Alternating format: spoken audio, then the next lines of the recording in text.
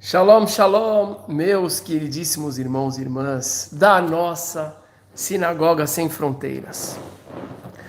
É um grandíssimo prazer estar aqui com vocês nessa noite para bater um papo, para conversar, para trazer de volta o nosso Pergunte ao Rabino, que é uma forma da gente estabelecer uma relação, uma conversa mais informal, né? Sem, vamos dizer assim, sem a formalidade de quando a gente está preparado para fazer uma tefilá ou falar sobre algum evento específico. Apesar de que a gente nunca é muito formal, né? Mas eu acho muito legal assim. Vamos tentar estabelecer essa conexão aí a partir desse modelo. Jihad Salah Al-Arif Jubran. Wassalamu alaikum. Léo, querido, quanto tempo? Rose Martins. Como é que vocês estão, meus queridos? Cascavel. Shalom, shalom. Helena, o Alisson. Bom, galera, é isso aí. Estamos aqui. Fiquei com vontade de fazer hoje o Pergunte ao Rabino. E vamos ver o que vai rolar aqui. Adijardo, Ceia. Aliás, vocês acompanharam o que aconteceu lá em Recife, gente? Foi maravilhoso. O Purim em Recife foi maravilhoso. Foi trabalhoso, foi desafiador. Mas eu digo para vocês com certeza absoluta que valeu. Valeu, apesar de todas as situações que a gente passou. Obrigado, Jonas, obrigado. Bom, galera, eu quero falar uma coisa para vocês, sabe? Deixa eu aproveitar, porque muitas vezes eu fico na dúvida quando eu vejo o pessoal que está participando aqui. Eu vou confessar uma coisa para vocês.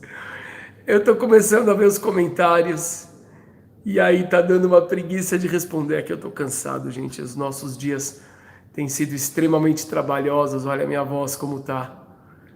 Alexandre, shalom. Eu queria saber quem aqui participa dos nossos cursos. Quem aqui é novo, quem aqui participa dos cursos, quem só acompanha as transmissões.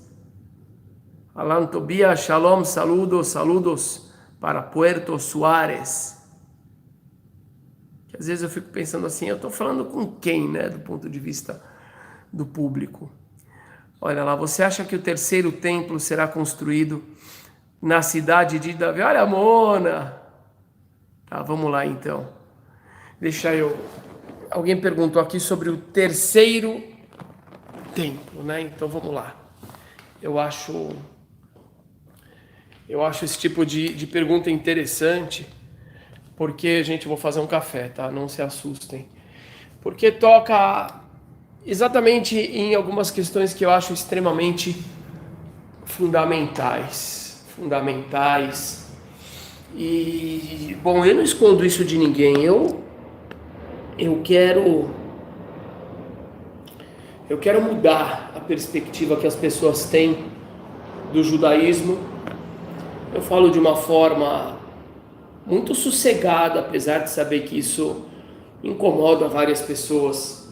Mas, com todo respeito mesmo, e eu não estou falando isso de uma forma irônica, com todo respeito e carinho. Teve alguém que se referiu a mim esses dias com todo respeito e carinho, mas você percebia completamente a ironia da pessoa. Mas eu falo com todo respeito e carinho mesmo. Mas eu digo para vocês que a forma como as pessoas vêm lidando com o judaísmo, eu estou falando pessoas da própria comunidade judaica, eu estou falando, sei lá, eu acho que tem uma distorção muito grande. Tem muita coisa bacana mesmo. Mas eu acho que as principais metas do judaísmo, elas foram deixadas de lado por vários problemas históricos principalmente, problemas de disputa de poder, problema de quem comanda, né? Eu acho que já faz um bom tempo a humanidade toda ela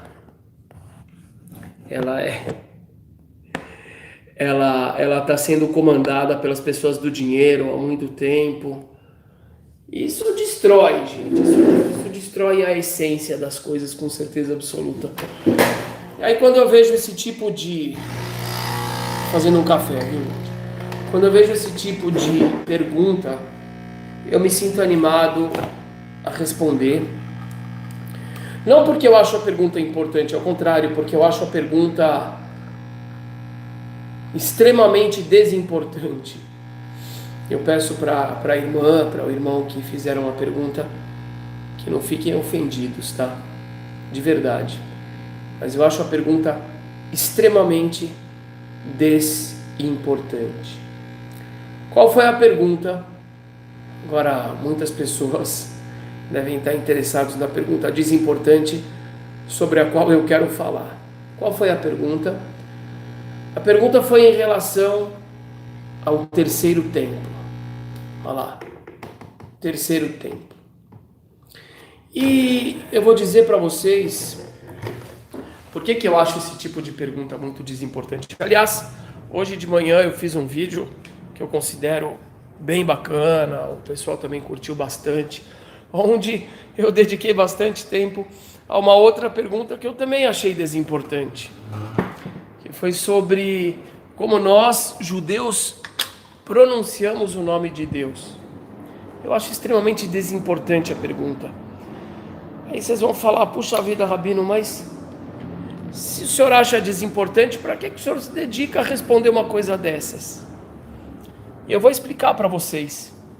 Porque eu trabalho muito, os meus alunos sabem disso, eu trabalho muito com a questão da estrutura do pensamento.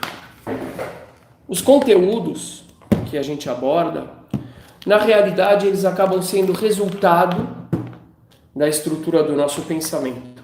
Vamos pegar uma pessoa, por exemplo, que está condicionada a falar de futebol, a ver futebol o dia inteiro. Só um pouquinho de água aqui na tomada para não cair no meio. O que vai acontecer com essa pessoa? Ela vai, toda hora, ela vai pensar em futebol. E ela vai achar muito natural isso. E ela vai achar muito estranho as pessoas não se importarem com futebol. Eu lembro quando eu era criança, eu pensava, como é que tem gente que não gosta de futebol? De verdade eu não conseguia entender. Para mim era uma grande surpresa. Como alguém pode não gostar de futebol? Mas é o que acontece, a cabeça das pessoas é condicionada a uma certa visão e elas acabam achando normal questionar certas coisas, abordar a realidade a partir de uma certa perspectiva. Como eu sou educador, eu não vou dizer que eu sempre fui educador, porque quando eu tinha 1 ano de idade eu era um bebê, mas eu sou educador desde os 21 anos, 22 anos.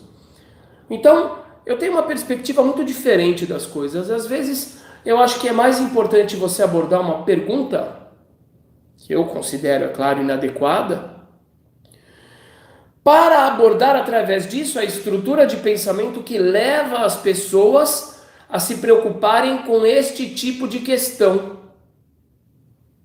Estão me entendendo? Então eu vou explicar por que eu acho que essa pergunta é desimportante e por que eu acho que a gente precisa abordar a estrutura de pensamento que leva a este tipo de pergunta. Hoje mesmo de manhã eu falei sobre Jeremias 9. Gente, depois eu vou olhar as mensagens de vocês e eu vou responder, tá bom? Vou pedir só para o pessoal deixar like, a gente está com quase 120 pessoas assistindo e só 51 likes. Vamos deixar like para dar mais visibilidade. Quem puder avisar nos grupos de WhatsApp que estamos ao vivo, avisa. No Messenger do Face, eu sei lá se dá para compartilhar vídeo, tá bom? Chamar mais gente. Então assim, existem duas perspectivas sobre as quais eu quero falar, duas grandes perspectivas no que toca à espiritualidade sobre as quais eu quero falar. Existe uma perspectiva que ela compreende que o foco da religião, o foco da religiosidade é Deus. Então, obviamente, quem tem essa perspectiva vai estar focado no ritual, vai estar focado no templo, vai estar focado, como alguém está falando aqui, eu vou usar as palavras, nos planos de Deus, vai estar focado qual é o nome de Deus. Essas são as pessoas que acham que o foco da religião tem que ser Deus. Gente, olha, se você colocar o teu WhatsApp aí, outra pessoa vai te mandar mensagem dizendo que é eu e vai te enganar. Eu não tenho como te mandar o WhatsApp. Entra no meu site, sinagogasemfronteiras.com.br, e de lá você acessa o meu e-mail, tá bom? E me manda um e-mail, por favor. Eu fico com dó quando o pessoal coloca telefone. Sempre tem um mal intencionado que vai mandar o WhatsApp, falar, sou Rabino Ventura, vai pedir doação, vai ver. Não faz isso não, por favor, tá bom? Então vamos lá. E existe uma outra visão completamente diferente, que eu falo é a visão correta, é a visão bíblica. Eu vou citar para vocês alguns versículos, inclusive. Qual é a outra visão? E ela é lógica, ela é óbvia, ela incomoda muita gente, porque ela transfere o poder, ela transfere o peso dos sacerdotes para o povo, para o indivíduo, para a pessoa simples, para qualquer pessoa. A outra visão, o foco é Deus, você tem que saber como servir, você tem que saber isso, tem que saber aquilo. Então quem que ganha?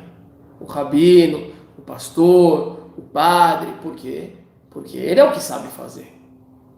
Entendeu? Então incomoda muita gente essa revelação da simplicidade da verdadeira meta das Escrituras. Qual a verdadeira meta das Escrituras? Ou não vamos falar ainda em verdadeira, vamos falar de um outro grupo muito importante. Qual que é o outro grupo muito importante?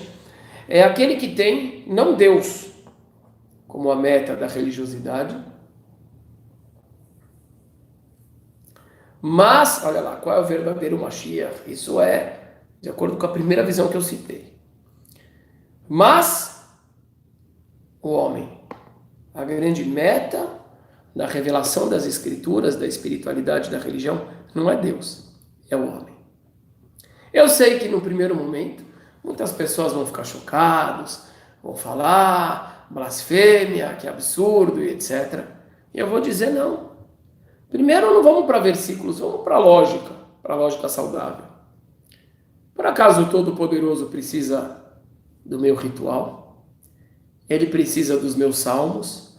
Ele precisa dos meus louvores, das minhas batidas de palmas? Ele não precisa. Todo-Poderoso é pleno, o Todo-Poderoso é o Criador dessa obra tão complexa, tão fantástica, tão maravilhosa. Ele não precisa da apreciação e nem da aprovação de um ser humano finito e falho como eu e como você. Os versículos que eu posso trazer são muitos versículos. Por exemplo, tem um versículo nos Salmos que o Eterno diz: eu não preciso de ovelha, eu não preciso de bode, eu não preciso de cabra, de boi, de vaca. A floresta toda é minha. Eu não preciso disso.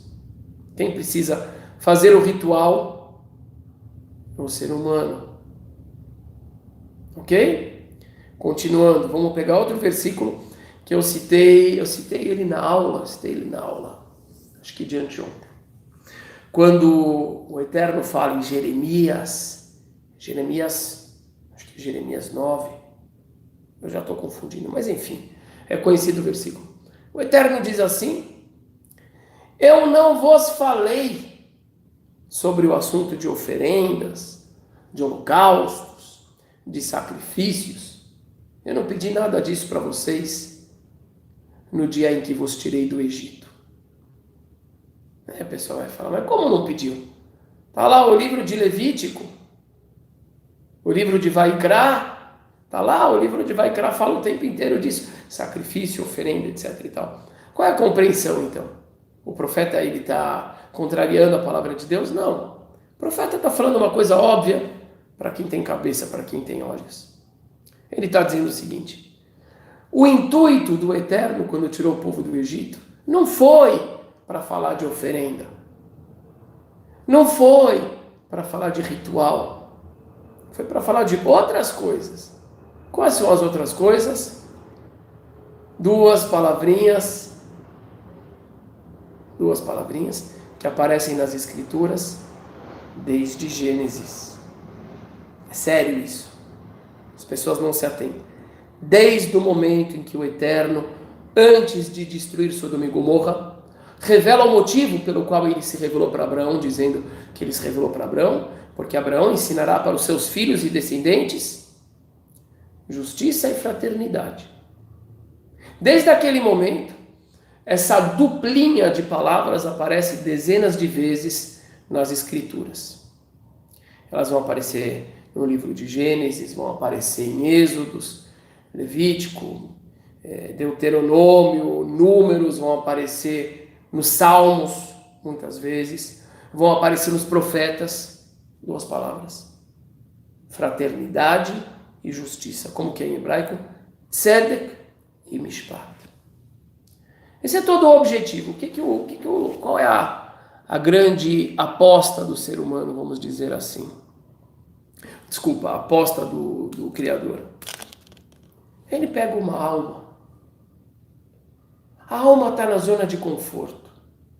O mundo espiritual é uma zona de conforto para a alma. Não tem inveja, não tem fome. Perdão, só um instantinho. Fonte das bênçãos és tu, eterno nosso Deus, Rei do universo, que crias tudo a partir do teu verbo. Baruch atah Adonai Eloheinu melech haolam shehakol nihya bidvaro. Não tem pai e mãe para honrar. Não tem ignorância para ter que estudar. Não tem pessoas doentes para eu poder curar. Não tem preguiça para eu ter que superar. Não tem medo para eu ter que acessar a fé. Então o mundo espiritual é zona de conforto para a alma. Não tem muito o que crescer ali. O que Todo-Poderoso fez? Criou uma realidade. Uma realidade sintética. Do ponto de vista espiritual, essa realidade que a gente vive, ela não é natural. Ela é artificial. A matéria, a luz, tudo isso é artificial. Mas é uma espécie de laboratório para quê? Para que possa haver condições da alma, daquela matéria-prima divina, daquela consciência divina se desenvolver. É o que eu falo. A fila do banco é uma ótima oportunidade para a gente desenvolver a paciência. A inveja é uma ótima oportunidade para a gente desenvolver. Qual é o contrário de inveja? Eu não sei a palavra. A pobreza ou a preguiça é uma ótima oportunidade para a gente desenvolver a prontidão. O medo é uma ótima oportunidade para a gente desenvolver a fé. E assim por diante. Para que vem então a revelação divina? A revelação divina vem como um auxílio, um mapa, um manual de instruções, é a grande lei de Deus, para que o ser humano consiga aproveitar ao máximo de todo o seu potencial divino aqui nessa realidade, de modo que a gente consiga superar aquilo que nós éramos antes de virmos a essa realidade física. Estão me entendendo? Para isso que é a religião. Para isso que são as revelações da Escritura. Todo-Poderoso não precisa. Ele não tem baixa autoestima. Olha só, o pessoal fica lá discutindo sobre Mashiach ben Yosef. É uma pena, eu acho uma pena isso. As pessoas que ficam se dedicando a isso, a esse foco no Messias, etc., eles não percebem, mas a estrutura de pensamento deles é completamente diferente da nossa, da minha, por exemplo. Eu não consigo falar com eles, eu não consigo estabelecer um vínculo mental, porque a estrutura mental dessas pessoas é completamente baseada naquela primeira opinião, naquela primeira visão que eu citei. O grande objetivo da religião é agradar a Deus, como se Deus tivesse necessidades, como se Deus tivesse carências, e como se eu não atender às expectativas de Deus em relação ao que Ele quer que eu creia, fizesse com que eu não valesse mais. Eu acho triste isso. Eu acho muito triste isso. E não conseguem prestar atenção na outra perspectiva, na perspectiva original, que é a que eu estou trazendo, cujo foco é o desenvolvimento do ser humano. E por que as pessoas preferem ficar discutindo Mashiach tem que vir logo, quem é o Mashiach, quem não é o Mashiach? Eu vou falar por quê. Porque é muito mais fácil você colocar o foco numa crença que não exige transformação tua, do que você começar a pensar no acordar cedo. É deprimente, Fábio, é deprimente. É deprimente, é triste.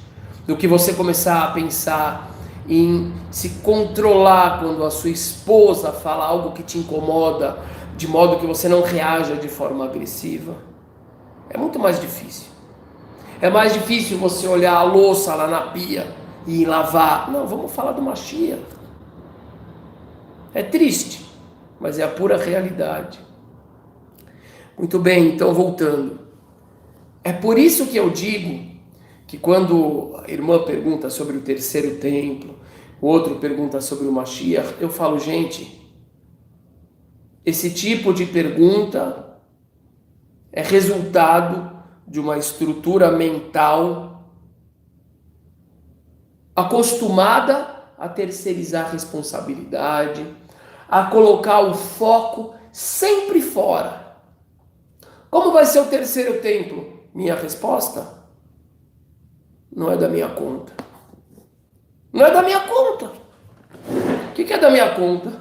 Eu vou falar o que é da minha conta. Eu tenho estudo, eu tenho uma formação, eu tenho uma missão, eu tenho um público, e eu tenho um monte de gente extremamente sedento para saber mais sobre o judaísmo.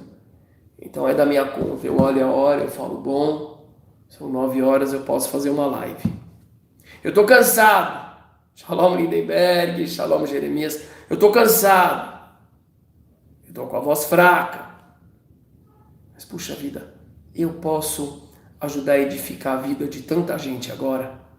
Tem tanta gente, eu tenho certeza absoluta. Tem gente que chegou aqui pela primeira vez, perdido, e vai se encontrar, e vai se achar, e vai ficar feliz, e vai encontrar uma direção para a vida. Talvez nem siga com a gente. Talvez procure outro rabino, eu não sei. Mas puxa vida, olha que coisa importante que eu posso fazer para essas pessoas agora. Agora tem 150 pessoas assistindo. Quantos vão chegar até amanhã? 1000, passa 1000, quem sabe 2000. Isso é da minha conta. E pergunta sobre o terceiro templo? A minha resposta, sem problema algum, não sei. E vou falar mais. Não me importa. Não é que não me importa porque não é importante. É importante na hora que for acontecer. O importante para mim é aquilo que eu tenho que fazer. E o que eu quero transmitir para vocês é exatamente isso. Estão discutindo sobre Messias, não Messias. Gente, vamos lá. Há quanto tempo os judeus estão esperando o Messias? 3.000 anos, 2.500 anos, faz tempo, né? Eu tenho 45 anos, desde criança eu ouço o pessoal falando assim, não, vamos fazer uma mitzvah para apressar a vinda do Mashiach. Eu penso, gente, isso de apressar a vinda do Mashiach, há quanto tempo que a gente ouve as pessoas falando disso? Mesma coisa os cristãos. Tem cristão que vem para mim e fala assim, vocês estão esperando o Messias e ele não veio, tá vendo? Eu respondo, tá bom, concordo com você. Olha, faz tempo, concordo com você. Mas eu vou te falar uma coisa, você está esperando voltar o Messias, ele não voltou. Qual é a diferença? Eu estou esperando há 3.000 anos, você está esperando há 2.000 anos, nós dois estamos esperando há muito tempo. Enquanto isso, o que está acontecendo com o mundo? Então, eu acho até graça, vou falar, é tragicômico. É tragicômico. É trágico. Você vê tantas pessoas discutindo algo que estão discutindo há tanto tempo, perdendo tanto tempo com isso. Quantas pessoas morreram, se mataram por isso. Quantas pessoas continuam brigando por isso. E isso nunca mudou nada, ficar discutindo isso nunca mudou nada. Agora, o que vai mudar? Você cumpre os 10 mandamentos, você honra seu pai e sua mãe, não é respeito. Honra seu pai e sua mãe. Você se levanta quando seu pai chega, você vai receber ele na porta, você vai receber a sua mãe na porta. Você que já mora sem teu pai também, você liga todo dia, liga para eles, você vai visitar, você compra um presente para sua esposa, você manda mensagem no meio do dia, você abraça, você diz te amo. Com teus filhos, você dedica tempo para gente. Gente, é isso. Essa é a verdadeira essência das Escrituras. O que o Eterno quer de nós? Que a gente se desenvolva, que a gente realize o grande potencial divino que Ele deu para cada um de nós. O que eu fiz hoje? O que eu fiz hoje? Uau, você pode ser pessoal de Recife. O que eu fiz hoje? Eu preciso pensar o que eu fiz hoje. Gente, é seríssimo isso. Eu vou deitar daqui a pouco. Eu vou lembrar a hora que eu acordei. Eu acordei às 6h13. Eu vou lembrar tudo que eu fiz. Eu vou lembrar o que ficou fora de ordem. Eu falei hoje de manhã. Eu fui fazer as orações com vocês, 10 da manhã, meu Deus do céu. Eu estava acordado desde as 6. Preciso consertar isso amanhã. Amanhã eu vou inverter. Amanhã eu vou me dedicar direto. Primeira coisa, as orações. Vou tentar fazer cedo. Puxa vida, hoje resolvi isso, resolvi aquilo. Hoje eu fui aqui, fui ali, dei aula. Puxa, fiz 2 transmissões boas. Espero que essa seja boa até o fim. Etc, etc, etc. Escrevi alguma coisa hoje? Escrevi um post, 2 posts bonitos. Depois corre lá na nossa página, Sinagoga Sem Fronteiras no Facebook, Gilberto Venturas. Vocês vão ver o álbum lindo do nosso Purim em Recife. Instagram, etc, etc, etc. Puxa vida, resolvi problema desse, daquele. E aí vai, gente. E aí vai. Mas o que eu preciso fazer hoje é o Heshbon Nefesh. O que é Heshbon Nefesh? Eu preciso fazer um balanço da minha alma. O balanço da minha alma. O que eu fiz? É isso. E preciso me planejar para amanhã ser melhor do que hoje. Só isso. Quanto eu contemplei hoje?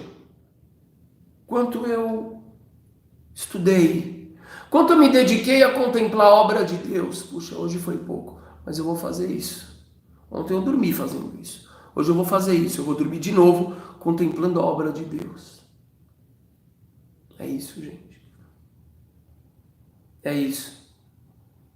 Infelizmente, eu vejo gente aqui falando, não, porque Yeshua isso, Yeshua aquilo, Yeshua isso.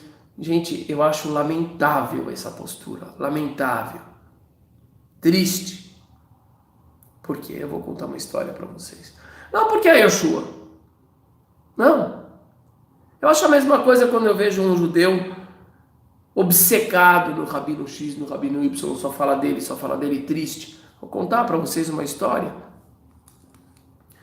Certa vez tinha um grande rabino, o Rabino Zusha de Anípoli, um grande tzadik. E isso aconteceu com vários grandes rabinos. A gente vai ter Seder de Pesach aqui, sim. A gente vai ter Seder de Pesach. Eu não sei o lugar como é que vai ser, mas eu espero que caiba todo mundo. Eu estou pensando já em alugar um salão para fazer o Pesach.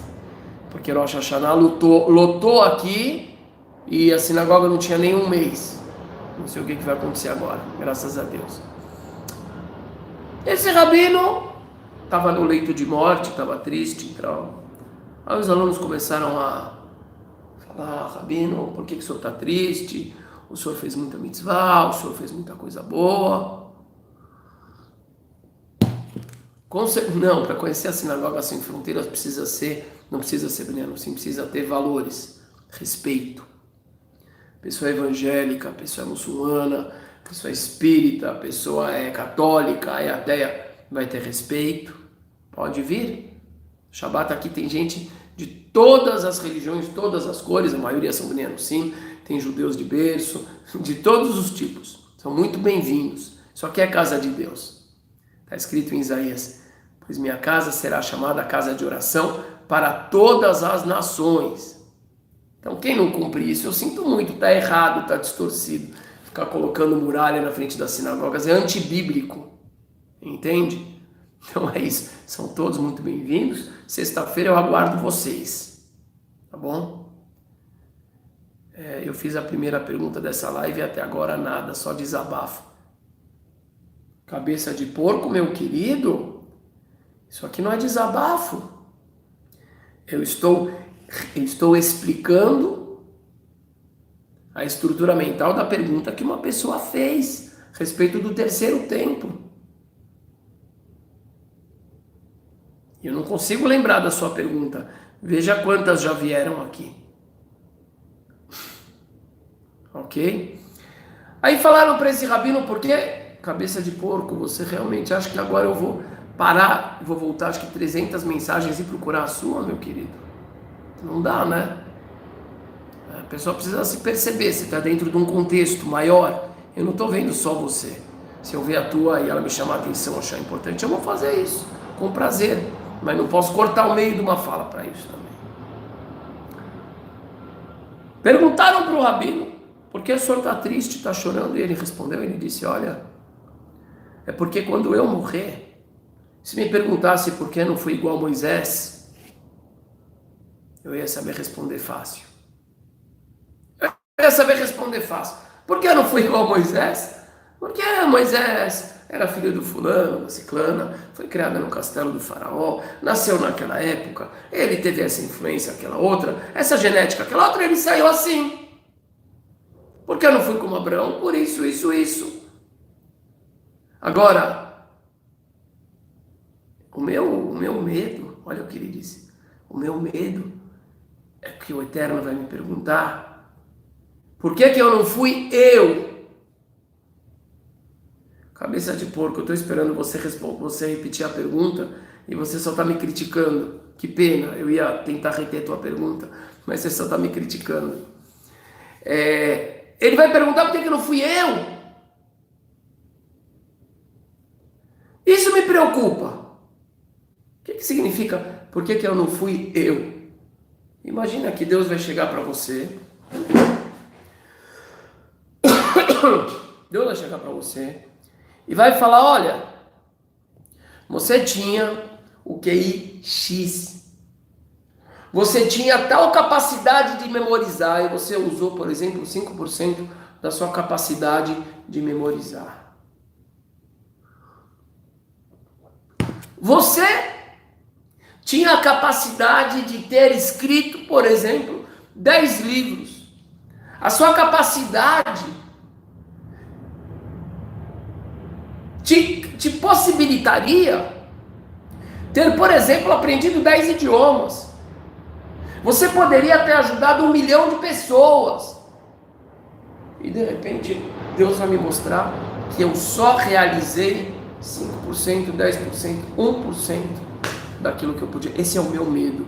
O meu medo é chegar no mundo da verdade e ser confrontado com o eu ideal. Isso é preocupante. Isso é preocupante. Isso realmente eu acho que as pessoas têm que se preocupar com isso. Eu pergunto para mim: quanto capacidade mental eu tenho? Eu sei dizer para vocês uma coisa importante, simples. Eu pego, por exemplo, o livro de reza. Quantas páginas do livro de reza eu sei de cor? Muitas. Muitas. Por quê? Eu não sou um gênio. Longe de ser um gênio. Por que eu sei muitas? Porque eu faço todo dia há muito tempo. Eu fico pensando, puxa vida, se eu tivesse mais disciplina e eu repetisse X capítulos das escrituras por dia, com certeza eu poderia saber uma boa parte das escrituras de cor. Qual que é o objetivo? Vaidade? De jeito nenhum, não. Mas para o próprio estudo, porque quando você tem tudo na sua mente, você consegue fazer ligações e sinapses o tempo todo. É impressionante. Aí a profundidade do seu estudo se torna outra. Eu vejo, por exemplo, o Rabino Amsalem. Se Deus quiser, vai ser eleito. Tudo indica que ele vai ser eleito agora para senador. Em Israel não é senador, é deputado, mas é para parlamentar. E quem sabe para ministro. É bem capaz. Rabino Amsalem, que é o rabino que traz as conversões, o tribunal ortodoxo dele de Jerusalém para cá, para fazer as conversões que a gente faz aqui no Brasil, conversões ortodoxas. Por tudo que a gente vê, parece que ele sabe a Torá inteira de cor. É impressionante. A gente viu, por exemplo, o filho dele fazendo a leitura, lendo. E ele sentado, muitas pessoas. E de repente parecia que ele estava dormindo. Ele ouvia o filho dele cometer um pequeno erro na palavra. Ao invés de falar ela oxítona, ele falava paroxítona. Ao invés de ler com E, com A, ele abria o olho e corrigia. Você falava, meu Deus do céu, que loucura é essa? Quem conhece ele, sabe? Você fala uma palavra para ele, ele te responde com um versículo. Do lugar das escrituras que for. Por quê? Disciplina. Foi criado dentro dessa perspectiva desde criança, desde pequeno. E aí vem a pergunta. Puxa vida, a capacidade existe. E não precisa ser gênio. Tem que ter vontade, tem que ter disciplina, tem que ter foco. Agora que pena. Que pena. A gente vê tantas pessoas focadas no outro. Vamos ficar discutindo quem é o Messias? Qual é o correto? Qual é o errado? Você está certo? Eu estou errado. Meu amigo messiânico, católico, evangélico. Você concorda sobre honrar pai e mãe? Eu concordo, você concorda. Você já honrou seu pai e mãe hoje? Puxa vida, eu estou falando isso. Eu estou vendo que falta uma mensagem minha noturna para os meus pais. Talvez uma ligação. Meu amigo messiânico, cristão, evangélico, muçulmano, você concorda que a gente precisa ser amável com nossas esposas? Você já foi hoje? Então, eu também. Ou talvez você não foi, talvez eu tenha que ser mais. E assim por diante. Esse é o foco. Não me perguntem de terceiro templo, quarto templo, o nome do Messias, como se pronuncia o nome de Deus. A vida é muito curta.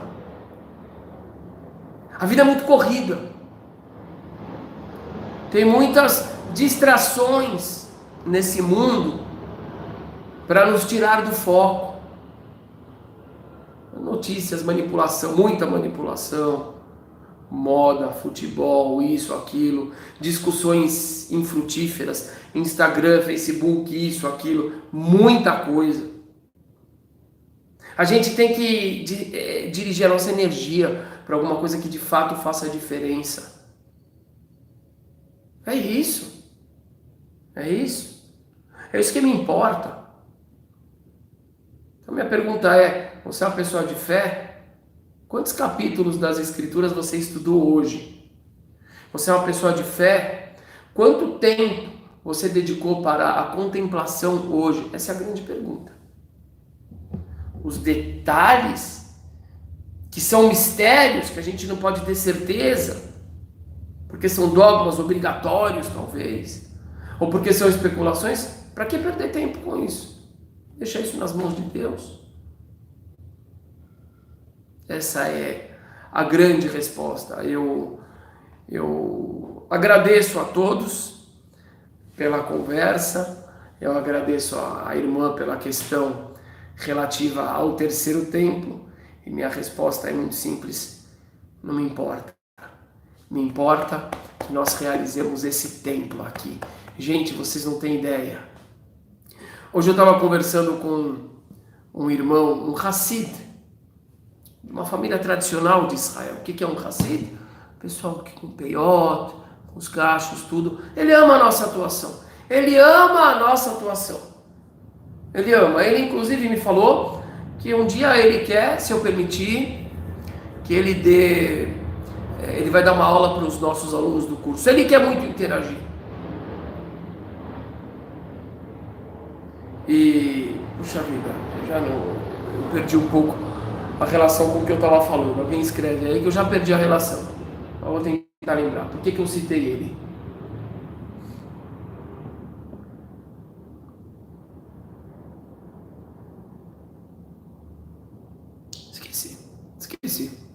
Esqueci por que eu citei ele.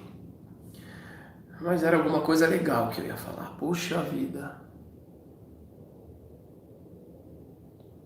Sim, eu estava falando de templo. Sim, lembrei. Não é por isso que eu citei ele. Eu citei ele por outra coisa. Eu citei ele porque ele falou assim, que ele acha estranho. Ele falou, o nosso grupo. Sim, ele é um Hassid, ele quer dar algumas aulas para o nosso grupo de Bnei Anusim, etc. Não só Bnei Anusim. Quem quiser participar dos nossos cursos, participa dos nossos cursos. É o que eu falei, basta ter respeito e interesse genuíno. Tá? Ele falou o seguinte, que ele me pediu para passar para as pessoas tentarem compreender que quando a pessoa alcança a verdadeira santidade,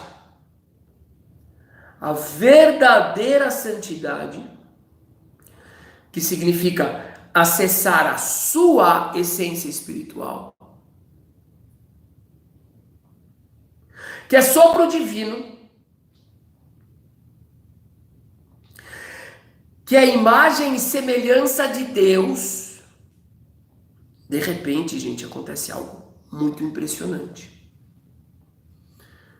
Todas essas coisas que a pessoa deseja, que a pessoa às vezes é obcecada, viciada, como por exemplo, drogas, bebida, comida, promiscuidade, embriaguez, deboche, fanatismo por futebol, por isso, por aquilo. Gente, de repente acontece algo muito maravilhoso e muito curioso para quem não está acostumado. De repente a pessoa começa a perder completamente o interesse por essas coisas. E ela começa a se interessar só por aquilo que de fato é grandioso, aquilo que é engrandecedor, aquilo que é profundo, aquilo que é significativo, aquilo que é eterno. Isso é o templo. Isso é o templo. Esse é o verdadeiro templo. É quando a pessoa vai lá dentro e ele faz uma limpeza profunda na sua mente. Ele faz uma limpeza profunda em todos os recintos do seu templo. Na cabeça, no coração, nos órgãos reprodutores, no estômago. E de repente, o que começa a pairar no templo dessa pessoa? A própria presença divina. A pessoa se torna luz. A pessoa se torna iluminada. A pessoa se torna fonte de bênçãos. A gente fala todos os dias na reza, fonte de bênçãos, das bênçãos és tu, eterno nosso Deus. O Eterno fala o que para Abraão? Tu serás bênção. Essa pessoa, por onde ela vai, ela se torna como se fosse água para as terras secas que estão em volta. Isso é ser templo. É isso que a gente tem que buscar. Mas não um templo. Todos os templos. De todos. Multiplicar isso. Essa é a grande meta da criação humana. Porque aí o que vai acontecer? Agora eu quero fechar o círculo com o que a gente falou antes. O que vai acontecer? Aí, aquela alma que veio para esse mundo,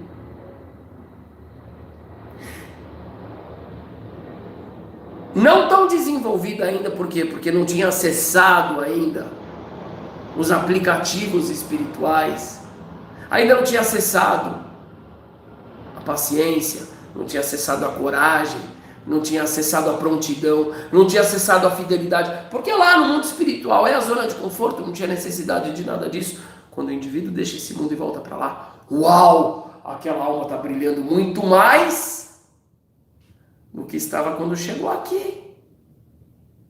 Esse é o presente de Deus, esse é o grande templo. O templo de Jerusalém, o templo de pedras, ele é somente uma maquete do verdadeiro templo, que é o coração do ser humano, que é a mente do ser humano. E a pessoa que se ocupa mais com a maquete do que com o original, tem que rever os seus conceitos.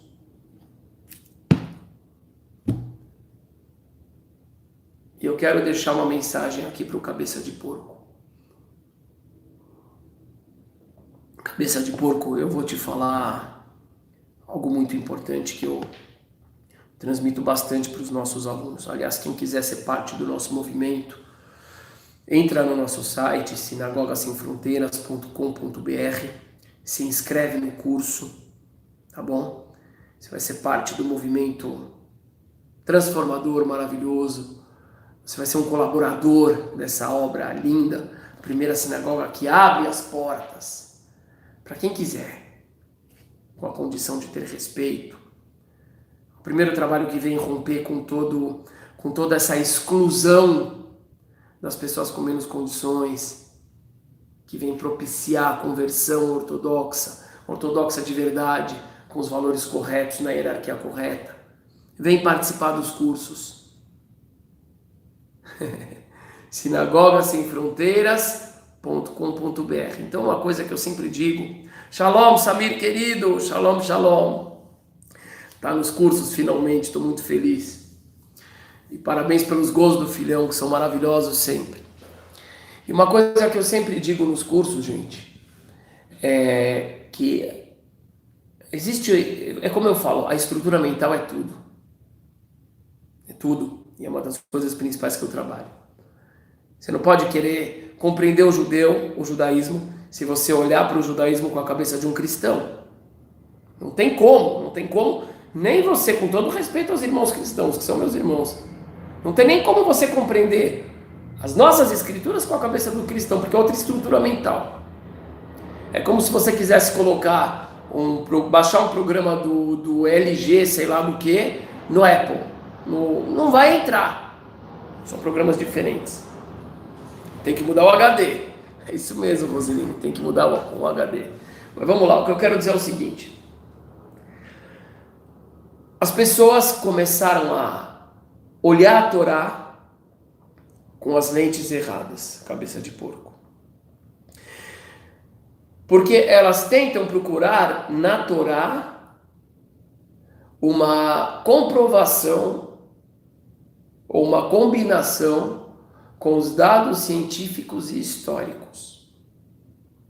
E se elas não encontram, o que elas vão dizer? Eu, cristão, não vejo compatibilidade entre a primeira... Ok. O que elas vão dizer? Elas vão dizer que a Torá está errada, que a Torá não tem verdade. Porque qual deveria ser a verdade da Torá? A verdade científica. Os cientistas dizem que o mundo tem 150 bilhões de anos. A Torá diz que tem 5.779. Então não tem verdade. A Torá diz que todos os animais do mundo entraram na Arca de Noé. A ciência diz que não. Porque como é que eles chegaram na Austrália? Só os marsupiais. Como é que no Polo Norte? Só os animais polares. Não. Aí o irmão vai lá e fala, aí que tá, aí vai o Donovan fala, o judaísmo está no luz na frente. Não, não está na frente. Não está na frente. Sabe por que não está na frente? Porque não está competindo. Porque são dois assuntos completamente diferentes. Porque são duas linguagens completamente diferentes. É igual você falar que a pessoa que faz um chá gostoso está 1000 anos luz na frente do que um bom jogador de futebol. São coisas completamente diferentes. O objetivo da Torá não é falar sobre a história da natureza, não é falar sobre ciência. O objetivo da Torá é através de uma linguagem, muitas vezes metafórica,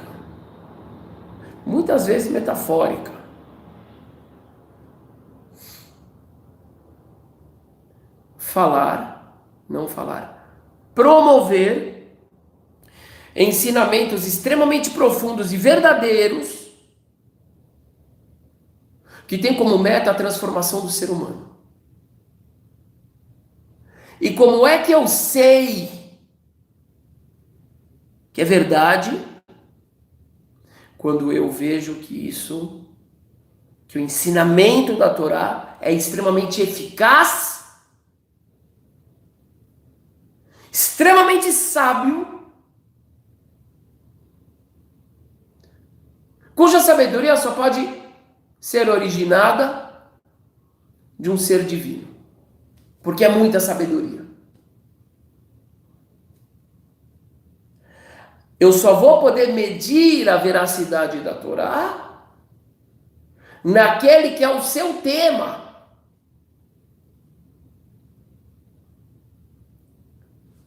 Qual é o tema da Torá? É a transformação humana. É a promoção do ser humano.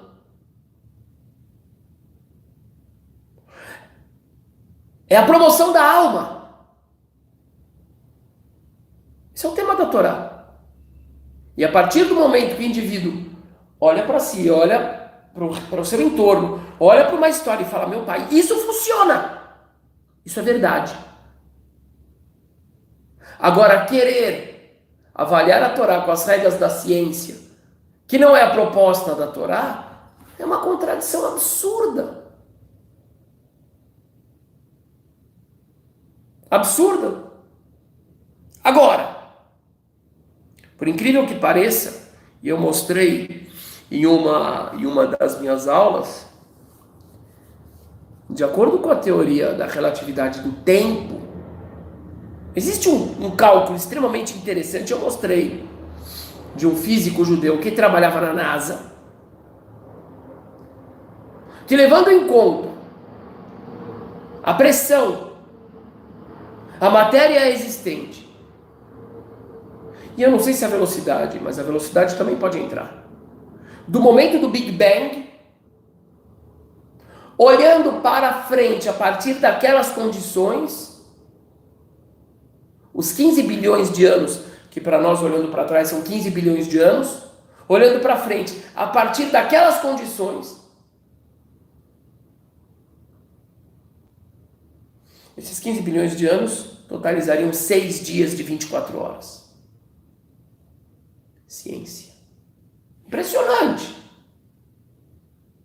Agora, o que eu vejo é muitas pessoas que ainda têm uma visão muito primitiva da própria ciência, não levando em conta, por exemplo, relatividade do tempo, não levando em conta, por exemplo, a física quântica, e elas ainda falam de uma forma, de uma visão científica ultrapassada, elas ainda querem confrontar com a visão da Torá. Quer dizer, é mais primitivo ainda.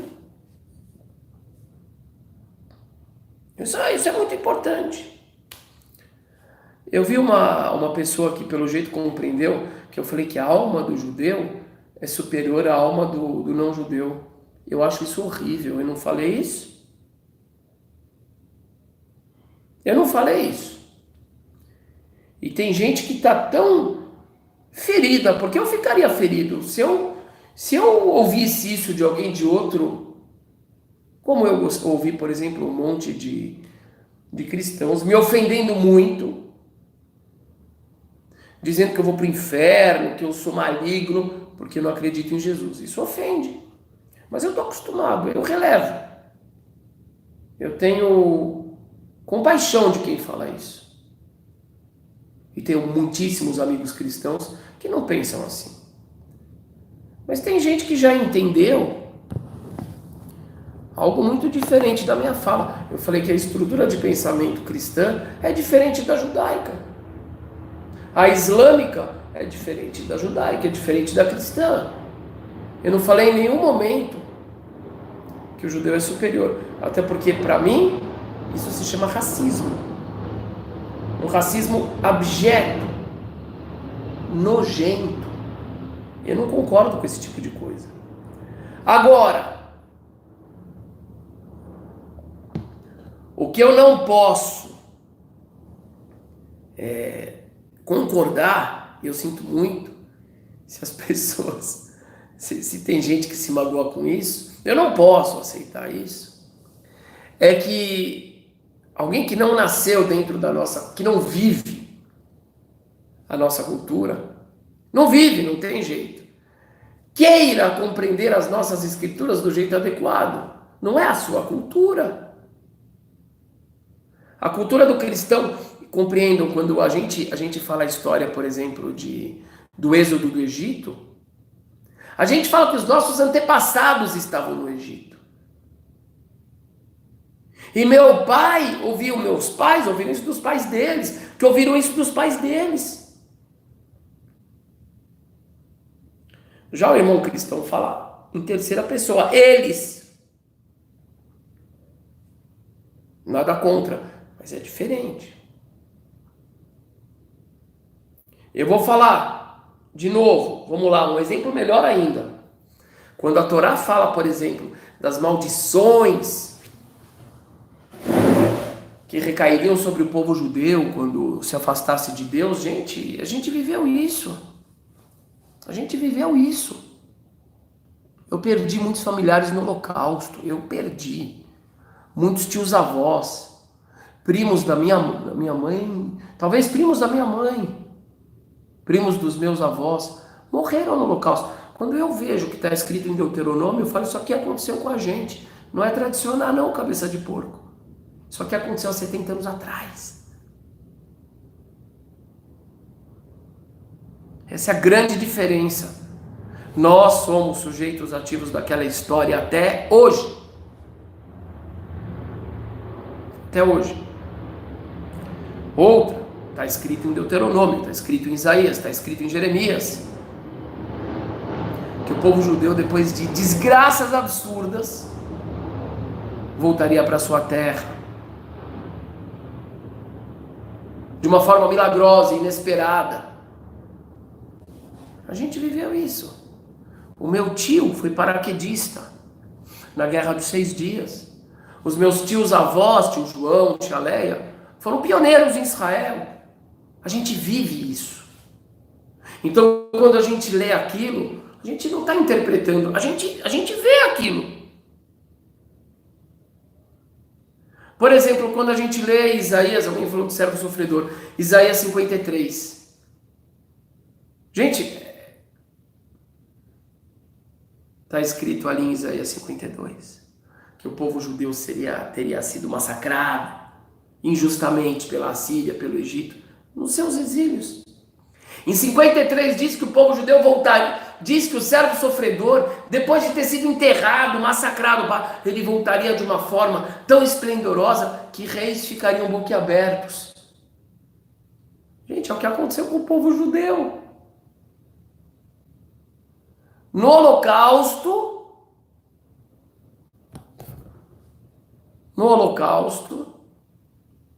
o povo judeu estava morto. É o Vale dos Ossos Secos de Ezequiel. Não, meu tio Léo, de bendita memória, foi paraquedista na Guerra dos 6 Dias.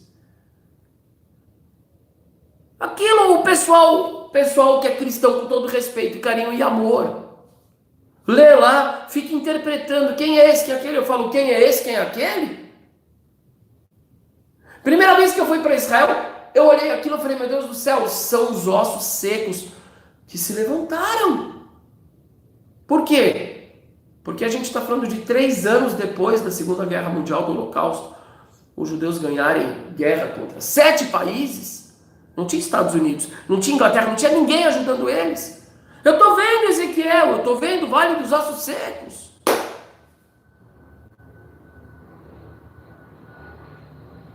Então é grande diferença. E eu não estou falando que nós somos superiores de modo nenhum, porque eu acho isso nojento. Eu estou falando que essa é a nossa vida. Essa escritura fala sobre nós. E quando a gente olha aquilo, a gente olha para a nossa vida, a gente vê o reflexo. É diferente de alguém que olha de fora. Então tem uma necessidade muito grande de interpretar algo que não é parte da vida dele. Entende? É isso. Convido novamente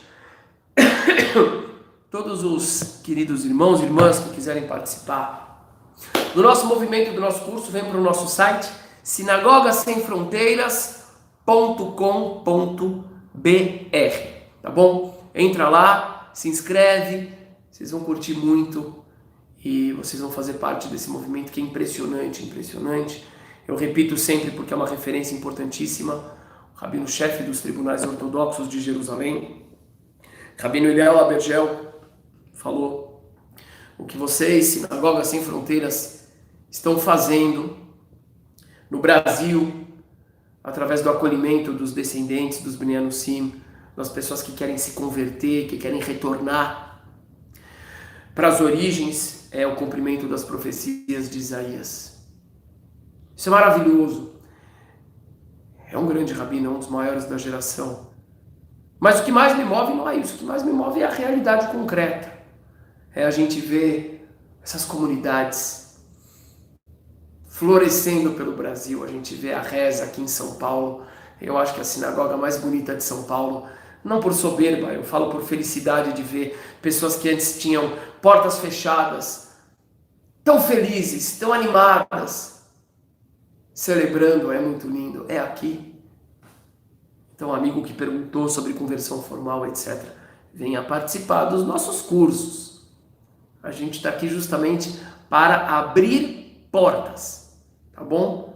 Abrir portas com responsabilidade, com critério. O judaísmo não é fácil. Pode, olha, Shabbat, Shalom, Shalom. Não é fácil, mas é maravilhoso, é fascinante. Eu falo para muitas pessoas, às vezes talvez a pessoa não vai chegar onde ele planejou,